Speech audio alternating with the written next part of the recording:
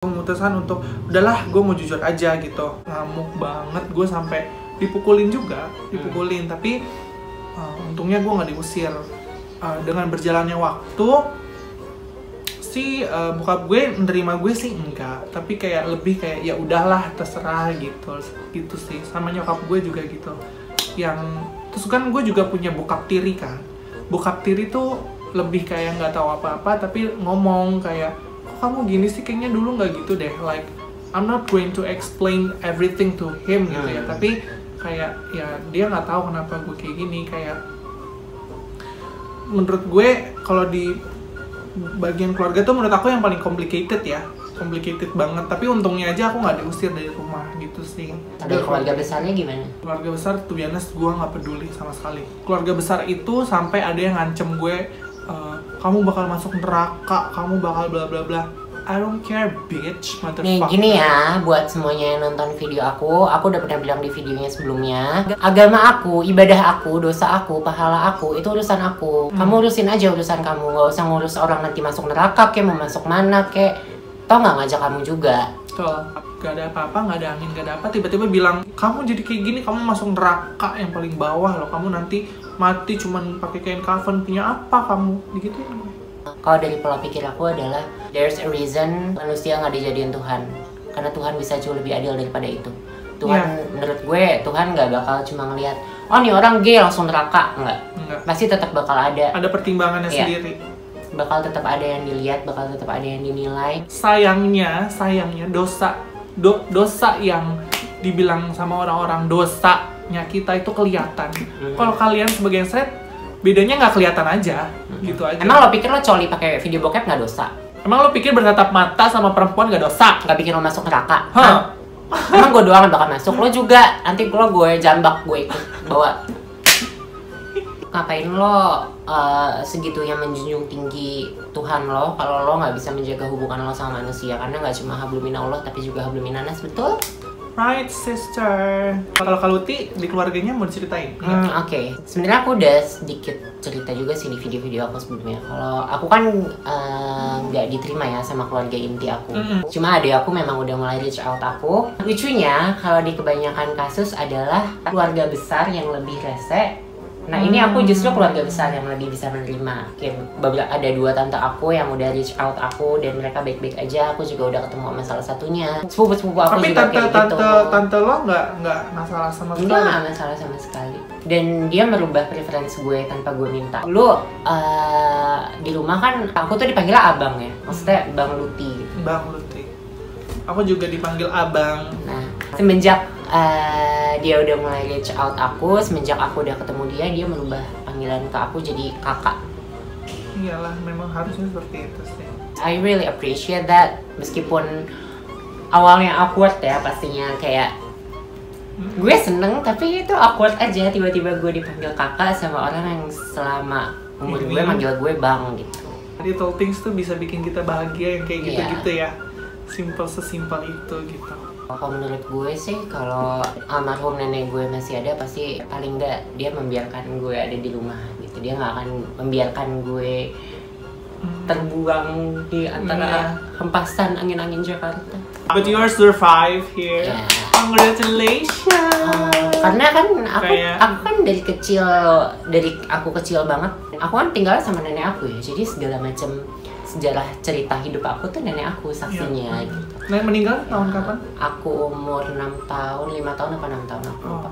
Jadi dari kecil aku udah pakai heels mama aku, tuh nenek aku semua yang tahu. Aku lari-larian pakai high heels. Ini mama dari nenek dari mama. Nenek aku itu paling lihatnya kayak ketawa-ketawa aja, dia anggap lucu aja gitu. Paling dibilangin, "Oh, nanti jatuh" gitu. Nggak ada yang nggak boleh pakai ini, anak laki harus main ini gitu, nggak ada kalau sama nenek aku. Tapi yang kayak gitu justru dari keluarga inti ya? Iya. Bokap, paling keras bokap.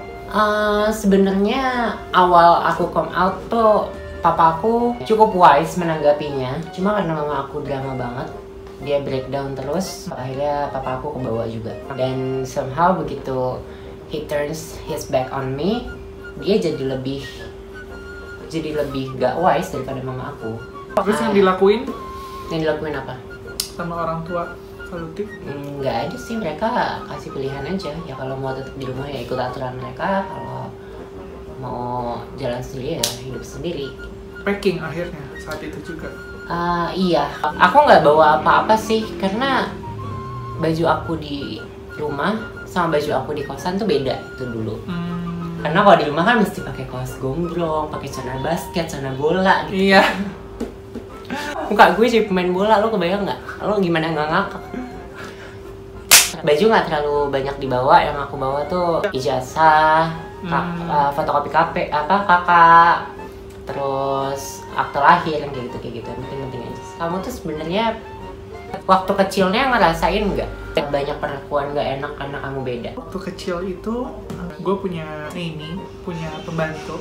Anak kecil cowok lagi ketawa nonton kartun, orang mah kalau ketawa haha gitu ya, gue gini tutupin ini, gue kayak terus pembantu gue bilang, kamu cowok kok ketawa kayak gitu, nggak boleh kayak gitu kalau anak cowok gitu. Pembantu gue loh ngomong kayak gitu, kurang ajar, kalau gue gampar tuh dia sekarang. Bokap gue juga sering marahin gue, kamu jalannya yang tegap gitu, jangan kayak gitu jalannya, kayak no. Dan sekarang gue di sini like I'm so proud of myself.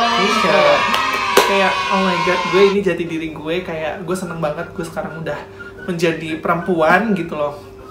Mau lo terima gue sebagai perempuan, sebagai laki, sebagai kambing, sebagai sapi, gue juga gak peduli, yang penting gue tahu kalau gue tuh perempuan. Gue SD dipanggil Isabel. Awas ya teman-teman SD gue dulu. Zaman gue gak berani ngelawan, gue dipanggil Isabel gara-gara waktu itu ada telenovela, kan zaman gue kecil ada telenovela ya. Terus gue tuh suka banget nontonin Rosalinda. Terus gue ngebahas-bahas Rosalinda. Terus kan words travel fast ya. Lo bayangin dong, gue anak kelas 3 SD. Terus gue nontonnya Rosalinda. Udah gitu, nggak lama abis tuh gosip berkembang, Rosalinda ini abis, tergantikanlah sama Isabel. Akhirnya gue dipanggil Isabel dong, sama anak-anak angkatan gue sendiri.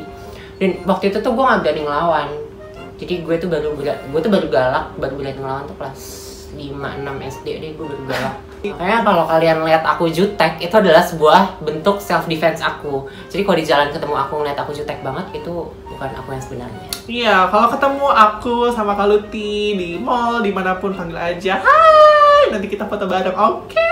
Aku bakal seneng banget kalau ada yang nyapa, sumpah. Kenapa pernah ada yang nyapa aku? Temen aku aja nggak buang muka. Ada beberapa orang terkenal yang gue follow kan di Instagram gitu, yang trans. Dan gue ngeliatnya kayak teman-teman dia kok asik-asik aja gitu. Gue tuh nggak ngerti apa teman-temannya pada pansos sama dia, atau memang teman-teman gue yang nggak bisa se-welcome teman-teman dia, atau kitanya emang yang jutek gitu. Iya kali ya. Tapi kalau gue jutek, once you know me in person, lo bakal tahu kalau gue nggak sejutek itu kan, kalau gue nggak segalak itu. Sebenarnya sih perlakuan orang-orang ke kita sebenarnya pada umumnya tergantung gimana kita menyikapinya ya nggak sih, dimasukin hati atau enggak. Kalau dibilang buruk ya buruk gitu, dibilang buruk ya buruk. Orang-orang Jakarta dibilang Jakarta keras, it is Jakarta keras gitu loh. Kalau lembek namanya kue tete. Tergantung sama kita. Kalau misalnya Jakarta keras, kita harus lebih keras dari Jakarta gitu aja. So that's it for today's video.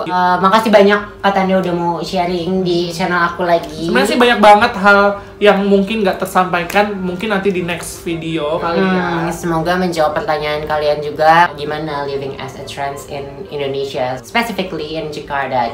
Iya. Intinya life is hard. Life is hard. Mau gimana pun, mau kamu siapapun, yang namanya life itu pasti hard. Mau gimana kamu menyikapinya aja.